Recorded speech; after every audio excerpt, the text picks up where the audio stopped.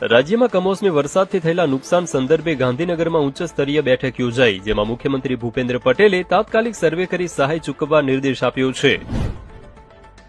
તો રાજ્યમાં કમોસમી વરસાદથી થયેલા નુકસાનના વળતર માટે સરકારે શરૂ કરેલા ડિજિટલ સર્વેનો અમરેલી જિલ્લા કોંગ્રેસ પ્રમુખ પ્રતાપ દુધાતે વિરોધ કર્યો અને કહ્યું, ગામડાની અંદર ખેતી કરતો વ્યક્તિ લોગિન કરવાની ખબર પડતી હોય તો એ ખેતી ના કરતો હોય, એટલે આ ગતકડામાંથી બહાર આવો, ખેડૂતના દેવા માફ કરો, પણ સરકાર મગનું નામ મરી પાડતી નથી.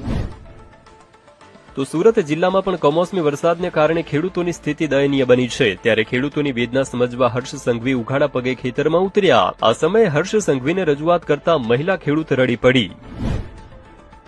આજે બપોરે 12 વાગ્યા સુધીમાં 86 તાલુકામાં કમોસમી વરસાદ નોંધાયો. છેલ્લા 24 કલાકમાં સૌથી વધુ અમરેલીના રાજુલામાં 3.5 ઇંચ વરસાદ ખાબક્યો છે. અમરેલીમાં પાક નિષ્ફળને લઈને મોટી સંખ્યામાં ખેડૂતોએ મામલતદાર કચેરી પહોંચી વિરોધ નોંધાવ્યો. ગુજરાત સરકારના નવા મંત્રીઓને જિલ્લાના